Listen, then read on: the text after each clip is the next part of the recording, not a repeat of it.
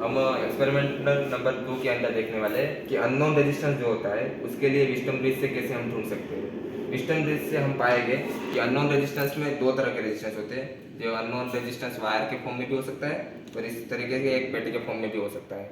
जब हम unknown resistance find करने की बात करते हैं तो हमें एक इक्वेशन से फेमिलियर हुए हैं। वो इक्वेशन है R1/R2 = R3/R4, यानी कि ये विस्टम ब्रिज का डिराइव किया हुआ इक्वेशन है जो बैलेंस कंडीशन में वर्क करता है। इस सर्किट को जोड़ने से पहले आपको जो बेसिक बातों को ध्यान में रखना होता है वो ये है कि सबसे पहले आपको देखना है कि ये जो दो सिरे मीटर ब्रिज के, ये इक्विपमेंट को मीटर ब्रिज कहते हैं, तो इसके जो दो सिरे ये वाले वो एक रेजिस्टेंस से जुड़ा होता है जिसमें से हम रेजिस्टेंस निकाल सकते हैं और हमें ज्ञात होता है यानी कि नोन होते हैं।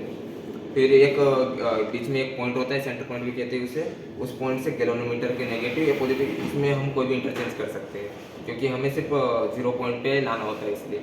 तो इस पॉइंट से हम एक नेगेटिव में सिरा दे दिए और दूसरा पॉइंट से एक जोकी में ले लिया है, बराबर। ये जोकी जिस वायर की कंडीशन पे जाएगी वहाँ पे बैलेंस करेंगे, वो देखेंगे हम भी। फिर जिस रेजिस्टेंस पेटी का या तो रेजिस्टेंस वायर का हम रेजिस्टेंस फाइंड करना चाहते हैं उस दोनों को इस दोनों पॉइंट के बीच में लगाना होता है और यहाँ से इसको कनेक्ट कर देना है।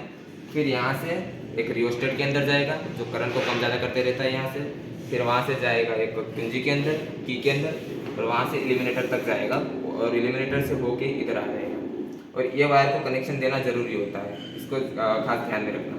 अब ये जो सीरीज है वो पूरी श्रेणी में रहती है, ये जो पूरी सर्किट सीरीज में रहती है और यहाँ पे देखेंगे कि ये दोनों पैरेलल में वर्क करते हैं, ठीक है। अब बैलेंस कंडीशन ये कनेक्शन जोड़ने के बाद आपको हर पॉइंट के ऊपर, जो मीटर ब्रिज के हर पॉइंट के ऊपर एक बार देख लेना है कि वायर सही से टच है कि नहीं। कई बार वायर अगर सही से टच नहीं होगी तो आप पाओगे कि ये सही से संतुलन में नहीं आ रहा है गैल्वेनोमीटर, कहीं एक ही तरफ डायरेक्शन दे रहा है, दोनों तरफ नहीं दे रहा है। अब हम यहाँ पे चेक करते हैं, सर्किट हमने चालू रखी है, यहाँ पे गैल्वेनोमीटर इस तरफ भी डायरेक्शन दे रहा है और उधर भी दे रहा है, दोनों तरफ डायरेक्शन, 0 से उधर भी जा रहा है और 0 से इधर भी आ रहा है, यानी कि गैल्वेनोमीटर दोनों तरफ डायरेक्शन दे रहा है। आप देख सकते हैं गैल्वेनोमीटर दोनों तरफ डायरेक्शन दे रहा है, 0 से उधर भी है और 0 से इस साइड भी है। इधर छूने पे इस साइड जाना चाहिए और इस तरफ छूने पे उधर उस साइड जाना चाहिए, यानी कि रिवर्स डायरेक्शन में जाना चाहिए। देख पा रहे हो। अभी हम बैलेंस कंडीशन के लिए सबसे पहले इस पेटी में से कोई भी एक रेजिस्टेंस निकालेंगे।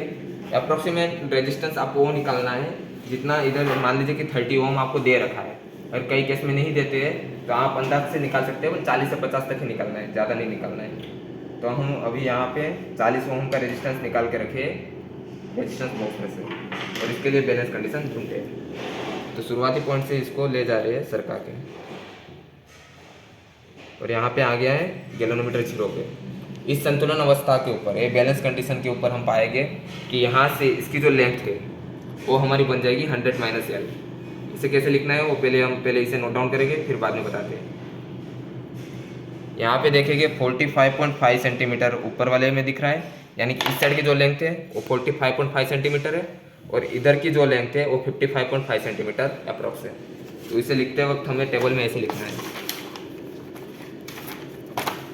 ये रेजिस्टेंस R जो है, जो हमने रेजिस्टेंस पेटी में से निकाला था जो 40 ओम था, वो लिखेंगे, बराबर। फिर लिखेंगे पोजीशन ऑफ बैलेंस पॉइंट। तो पोजीशन ऑफ बैलेंस पॉइंट जो एक साइड से, जो रेजिस्टेंस बॉक्स के ऊपर वाली साइड है, रेजिस्टेंस बॉक्स के ऊपर वाली जो साइड है वो वाला लिखेंगे, यानी कि 45.5 सेकंड कॉलम में, और थर्ड कॉलम में लिखेंगे 55.5।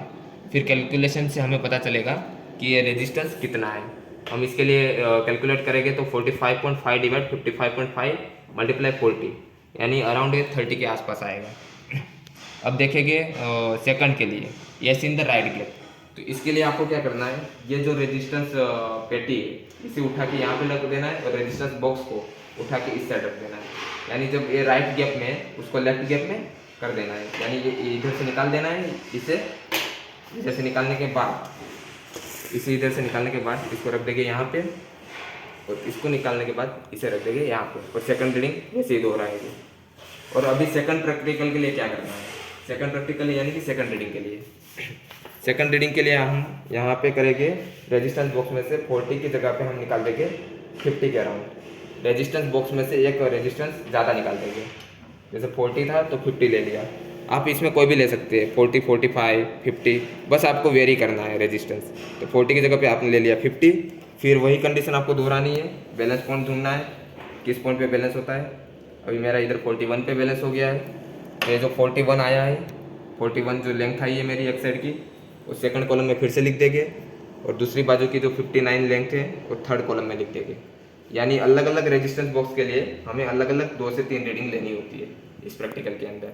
और वही चीज़ को ये बाजू वाले जो बॉक्स है 3 कॉलम में, इसके लिए जो राइट गैप में हमने रखा होता है रेजिस्टेंस, उसको उठा के लेफ्ट गैप में ले लेना होता है। यानी कि यहाँ से इसको उठा के, इसे उठा के इधर, और ये वाला जो पॉइंट है, ये वाला पॉइंट, इसे उठा के इस साइड रख देना होता है। इन दोनों की जगह को बदलना होता है।